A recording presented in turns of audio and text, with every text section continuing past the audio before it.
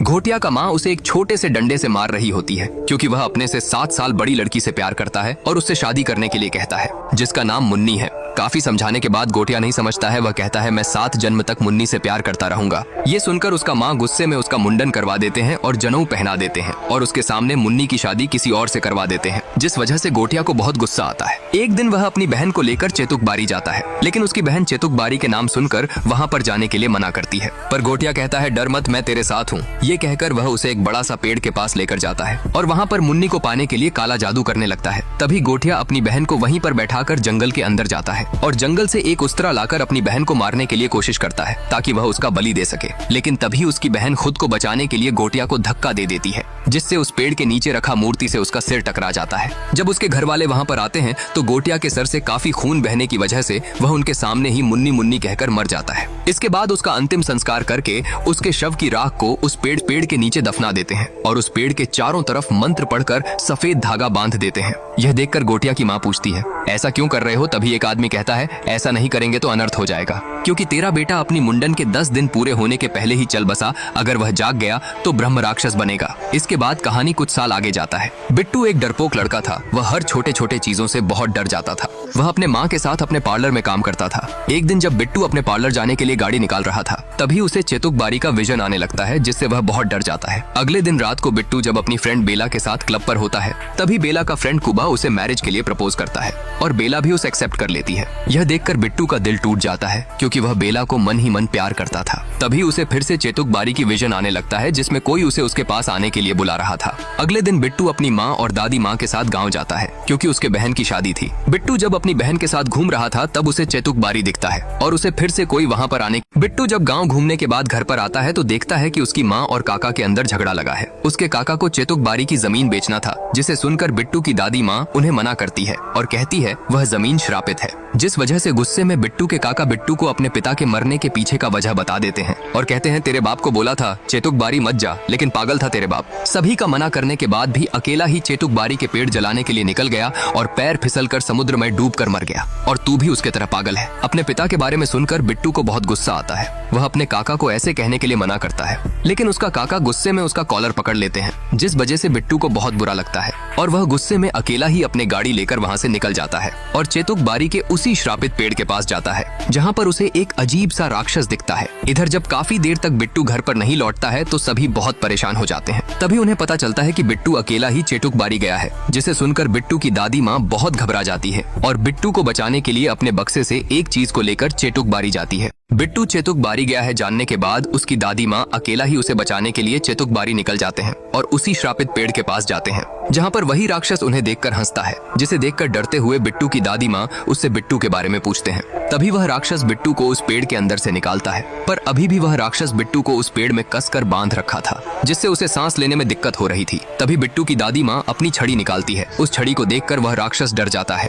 बिट्टू की दादी माँ उस छड़ी को लेकर पेड़ के पास जाते हैं और उस पेड़ से बिट्टू को छुड़ाने लगते हैं। यह देखकर वह राक्षस खुद को ब्रह्म राक्षस कहकर दादी माँ के पास आता है, लेकिन बिट्टू के दादी माँ उसे कहते हैं, ब्रह्म राक्षस नहीं, एक विंडोज बच्चा है तू। यह कहकर बिट्टू के दादी माँ उस छड़ी से पेड़ पर मारते हैं, जिससे वह राक्षस डरकर पेड़ के ऊपर चला जाता है और बिट्टू के दादी माँ बिट्टू को पेड़ से निकालकर वहाँ से जल्दी जल्दी जाने लगते हैं। लेकिन तभी वह ब्रह्म राक्षस आकर बिट्टू के पीठ पर अपना हाथ रख देता है, जिससे उसको बहुत दर्द होने लगता है। यह देखकर उसकी दादी माँ अपनी छड़ी से ब्रह्म राक्षस के हाथ पर जोर से मारते हैं, जिससे वह ब्रह्म राक्षस बिट्टू को छोड़कर पेड़ पर चला जाता है। ब्रह्म राक्षस से बिट्टू को बचाकर उसकी दादी माँ उसे चेतुक बारी से ले आती है। रास्ते में जब बिट्टू उनसे पूछता है कि वह क्या था, तभी उसकी दादी माँ कहती है, वह मुंजा था, पहले वह मेरा भाई हुआ करता था। तू डर मत, वो यहाँ नहीं आ सकता, उसे उस पेड़ में बांध कर रखा है और उसके अस्थियां को उस पेड़ के नीचे गड़े हैं। मैं जब तक जिंदा हूँ तेरा कुछ भी नहीं होने दूंगा। यह सुनकर बिट्टू अपनी दादी माँ को गले लगा लेता है, पर तभी उसे अपनी पीठ पर बहुत दर्द होने लगता है और उस समय वह मुंजा वहाँ पर आकर उसकी दादी माँ को मार देता है और बिट्टू पर कूद जाता है। अगले सुबह जब बिट्टू का आंख खुलता है तो वह खुद को मेडिकल पर पता है। वह अपनी माँ से दादी माँ के बारे में पूछता है तो उसकी बहन कहती है, दादी माँ तुझे ढूंढने जाते समय उनके पैर फिसलने की वजह से वह समुद्र में डूबकर मर गए। बिट्टू ने सभी को मुंजा के बारे में कहा कि दादी माँ को मुंजा ने मारा है, लेकिन किसी को भी उस पर विश्वास नहीं हो रहा था। बिट्टू के चाचा बल्लू उसके माँ के मरने के जिम्मेदार बिट्टू को ठहराते हैं और कहते हैं, ना यह अकेला वहाँ पर जाता, ना मेरे माँ उसे ढूंढने जाती, ना उसकी यह हाल होता। ये सब सुनकर बिट्टू की माउस है अपने साथ शहर ले आती है। रास्ते में जाते समय बिट्टू के पीठ पर फिर से दर्द होने लगता है और तभी वहाँ पर वह मुंजा आ जाता है। जिसे देखकर बिट्टू बहुत डर जाता है। लेकिन वह मुंजा उसे आवाज करने के लिए मना करता है और उसे बार बार मुन्नी को ढूंढने के लिए कहता है, जिस वजह से बिट्टू पूरी तरह डर जाता है। अगले सुबह बिट्टू अपने घर पर पहुंचता है, लेकिन उसे अपनी दादी माँ की बहुत याद आ रहा था, इसीलिए वह खाना ना खाकर वहां से चला जाता है। रात होने पर बिट्टू को सपने में मुंजा दिखाई देता है, जिस वजह से वह डरकर नींद से जाग जाता है। तभी उसके पीठ पर फिर से दर्द होने लगता है और वहाँ पर सचमुच का मुंजा आ जाता है और उसे घसीटकर दूर फेंक देता है। मुंजा से बचने के लिए बिट्टू भागकर एक कमरे में जाकर छुप जाता है और उस कमरे का दरवाजा बंद कर देता है, जिस वजह से मुंजा वहाँ पर पहुँच नहीं पाता है। लेकिन तभी वह बिट्टू के माँ के पास जाकर उन पर लाइट गिराकर उन्हें मारने के लिए कोशिश करता है, जिसे देखकर बिट्टू बहुत डर जाता है। मुंजा सिर्फ बिट्टू को ही दिखाई दे रहा था। अपनी माँ को बचाने के लिए बिट्टू मुंजा के बात पर राजी हो जाता है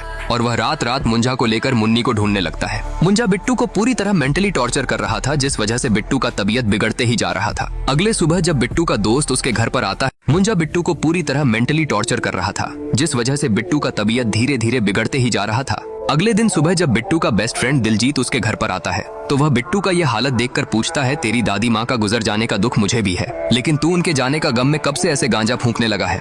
यह सुनकर बिट्टू उसे सब कुछ बता देता है कि मेरी ऐसी हालत के पीछे गांजा नहीं मुंजा है। बिट्टू दिलजीत को मुंजा के बारे में सब कुछ बताता है, लेकिन दिलजीत को उस पर विश्वास नहीं हो रहा था। बिट्टू ने अपने पीठ पर मुंजा का दिया हुआ घाव भी दिखाता है और कहता है, अगर तुझे मेरी बात पर विश्वास नहीं हो रहा है तो आज मेरे साथ मेरे घर पर रुक, लेकिन मुंजा सिर्फ मुझे ही दिखाई देगा, तू बस उसका आवाज सुनना, शायद तुझे सुनाई दे। दिलजीत उसके बात पर राजी हो जाता है। शाम ढलने के बाद बिट्टू के पीठ पर फिर से दर्द होना शुरू हो जाता है। इसके बाद दोनों मुंजा का आने का इंतजार करने लगते हैं। तभी मुंजा आकर दिलजीत के कान के पास जोर से चिल्लाता है, जिससे दिलजीत पूरी तरह डर जाता है। इसके बाद मुंजा क्या चाहता है जानने के लिए दोनों उससे पूछने लगते हैं, लेकिन मुंजा कुछ भी नहीं कहता है, जिस वजह से दिलजीत बिट्टू से कहता है, शायद मुंजा को इंग्लिश नहीं आता है, बचपन से स्कूल नहीं गया होगा बेचारा। यह सुनकर मुंजा दिलजीत को जोर से एक थप्पड़ मारता है और मुन्नी चाहिए कहकर उनके सामने रखा हुआ टी शर्ट को बीच से फाड़ देता है, जिसे देखकर दोनों डरकर छुप जाते हैं। मुंजा उनको मुन्नी को ढूंढने के लिए कहता है, वरना वह बिट्टू की माँ को मार देने का धमकी देता है। बिट्टू को लगता है शायद मुन्नी उनका गाँव का होगा, इसीलिए अगले दिन सुबह वह अपने बहन को मुन्नी कानितकर नाम की लड़की के बारे में पूछता है, तो उसकी बहन कहता है, कानितकर बाड़ा अपने बगल में तो है, लेकिन उनके फैमिली तो बहुत साल पहले गांव छोड़कर चली गई है, और कहती है दादी माँ के बचपन की कुछ तस्वीर हैं, शायद उनमें मुन्नी मिल जाए। ये कहकर वह उन तस्वीर को ढूंढकर व्हाट्सएप करेगी कहकर फोन काट देती है। रात को बिट्टू की बहन सभी तस्वीर को भेज देती है, जिससे जब बिट्टू और दिलजीत देख रहे थे तभी वहाँ पर मुंजा आ जाता है। वह मुन्नी बिल्कुल बेला की तरह दिख रही थी, इसीलिए वह तुरंत मुन्नी के घर पर जाते हैं, लेकिन मुन्नी अब पूरी तरह बूढ़ी हो चुकी थी। जब बिट्टू अपनी दोस्त बेला से बात कर रहा था, तभी मुंजा आकर बेला को घूरने लगता है, जिस वजह से बिट्टू बहाना करके तुरंत बेला के घर से चला आता है। घर आने के बाद बिट्टू और दिलजीत मुंजा से बात करने की कोशिश करते हैं कि अब तो तुम्हें मुन्नी मिल गया है, हमें छोड़ दो। लेकिन तभी मुंजा उनसे कहता है, अब मुझे मुन्नी नहीं बेला चाहिए, मैं उससे शादी करूंगा, तुम उसे चेटुक बारी की उसी पेड़ के पास लेकर आओ। जिसे सुनकर बिट्टू पूरी तरह चौंक जाता है, इसलिए वह दोनों एक पादरी के पास जाते हैं, जो बिट्टू के पीठ पर हुआ घाव को देखकर जान जाता है कि इसके पीछे मुंजा पड़ा हुआ है। वह बिट्टू और दिलजीत को एक किताब दिखाकर कहता है, अगर किसी ब्राह्मण लड़के के मुंडन की 10 दिन पहले ही मौत हो जाए तो वह ब्रह्म राक्षस बनता है, मतलब मुंजा बनता है। मुंजा सिर्फ अपने खून के रिश्तेदारों को दिखता है और उसका बस एक ही मकसद होता है, अपनी लाइफ की अतिरिक्त इच्छा को पूरी करना, खास करके मैरिज। इसीलिए उनके अस्थियों को किसी पेड़ के नीचे गाड़कर उस पेड़ में उसे बांध कर रखते हैं। यह सुनकर बिट्टू उस मुंजा से पीछा छुड़ाने के लिए पादरी से मदद मांगता है। पादरी कहता है, अगर तुम उसे मार दोगे तो उससे पीछा छुड़ा सकते हो। शादी करने के लिए उसे एक शरीर का जरूरत होता है, इसलिए उसे बकरी के अंदर जाना पड़ता है। मुंजा के फैमिली में से किसी के भी खून से अगर बकरी के सिर पर ऐसा निशान बना दो तो मुंजा तुरंत बकरी के अंदर चला जाता है और उसके बाद उस लड़की का बलि देकर वह उसे अपने साथ ले जाता है। लेकिन अगर तुम यह मुंजा वाला बकरी को शादी से पहले मार दोगे तो मुंजा खत्म हो जाएगा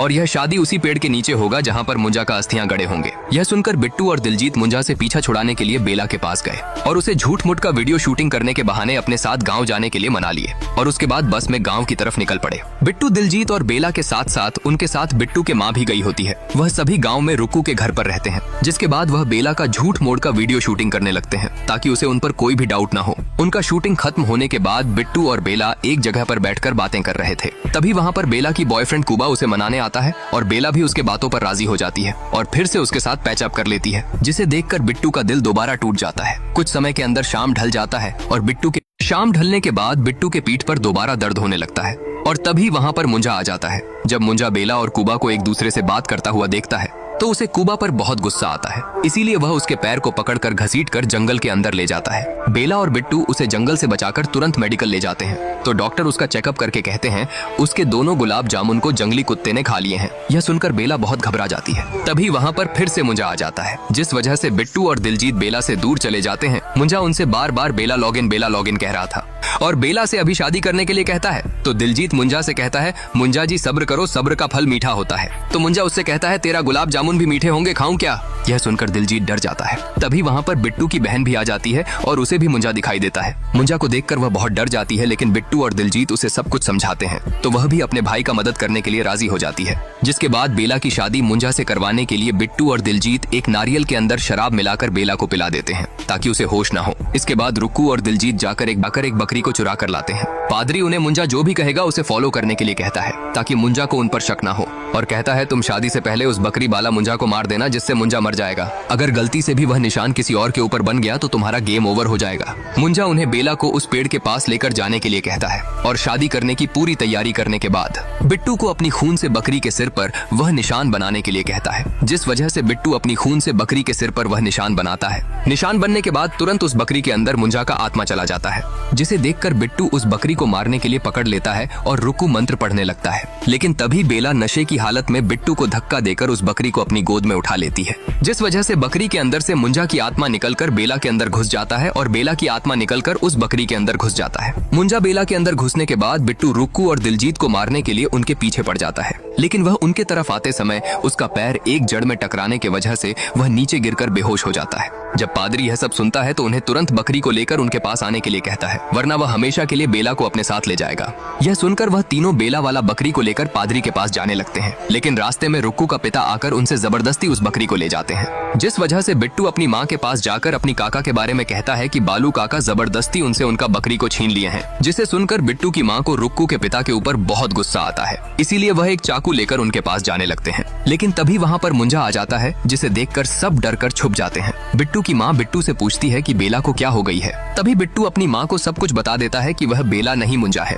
और कहता है मेरे वजह से दादी माँ को मुंजा ने मार दिया और बेला की यह हालत हुई है। अगर मैं उस दिन अकेला वहाँ पर ना जाता तो आज यह हालत नहीं होता। यह कहकर वह रोने लगता है। तभी मुंजा छत को तोड़कर वहाँ पर आ जाता है और बिट्टू को मारने के लिए जैसे ही आगे बढ़ता है तो पादरी अपनी मंत्रों से उसके चारों तरफ घेरा बनाकर उसे बंदी कर देता है और रुक्कू को उस पर नजर रखने को कहकर रुक्कू के पिता के पास उस बकरी को लेने जाते हैं। लेकिन जब वह उनके पास पहुँचते हैं तभी उन्हें पता चलता है कि रुक्कू की पिता उस पूरी बकरी को अकेला ही खा गए हैं। इधर जब रुक्कू मुंजा पर नजर रख रही थी तभी उसके सामने बेला रोने लगती है। उसे देखकर रुक्कू को लगती है कि बेला के अंदर से मुंजा चला गया है, इसलिए वह उस घेरा के अंदर चली जाती है, जिस वजह से मुंजा वहाँ से आजाद हो जाता है और उसके बाद बिट्टू को मारने के लिए उसके पास जाता है। लेकिन तभी बिट्टू अपनी जान बचाने के लिए मुंजा के ऊपर जाल फेंक देता है। तभी पादरी बिट्टू से कहता है हम अभी भी बेला को बचा सकते हैं, अगर यह पूरा बकरी को खाया है तो बेला की आत्मा अभी भी उसके अंदर होगा। यह कहकर वह रुक्कू के पिता को पेड़ में बांधकर उसके सिर पर वह निशान बना देता है और तभी दिलजीत उस बकरी को ढूंढ कर ले आता है, जिससे रुक्कू के पिता छुपा कर रखे थे।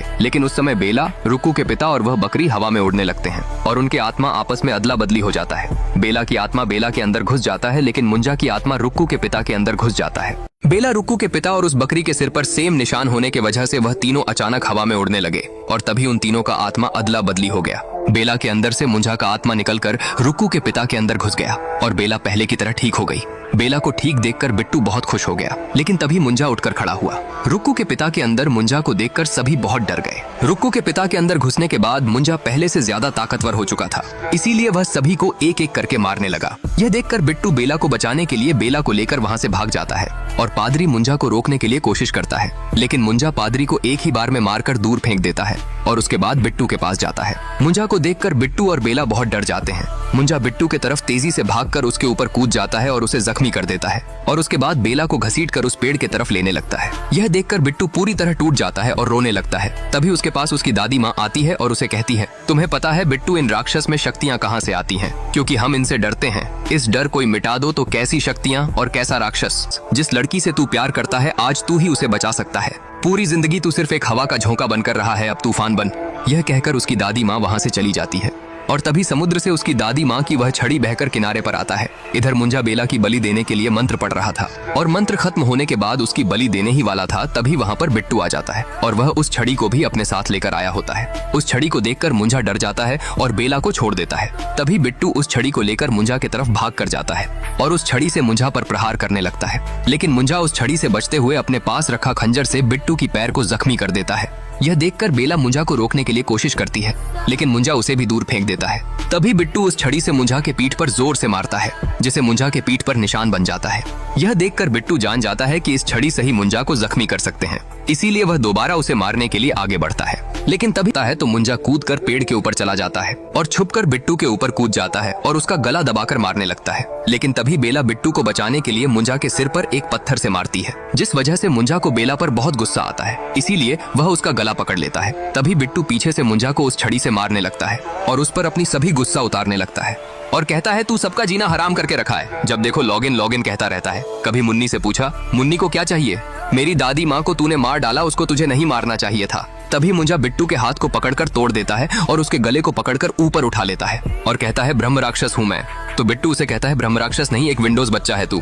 यह कहकर वह अपनी खून से पेड़ में वह निशान बना देता है और पहले से ही मुंजा के पीठ पर वह निशान बना चुका था, इसीलिए मुंजा हवा में उड़ने लगता है और रुक्कू के पिता के अंदर से मुंजा का आत्मा निकलकर पेड़ के अंदर चला जाता है। रुक्कू के पिता के होश आने के बाद वह डर कर वहाँ से भाग जाते हैं। उसके बाद वह मुंजा पेड़ के अंदर से निकलता है और उस पेड़ के जड़ से बेला की पैर को पकड़कर अपनी तरफ घसीट कर लाने। मुंजा का आत्मा पेड़ के अंदर घुसने के बाद वह उस पेड़ के अंदर से निकलता है और वह पूरे पेड़ को ही शैतान बना देता है, जिस वजह से पेड़ की जड़ मुंजा की इशारों में काम करने लगते हैं।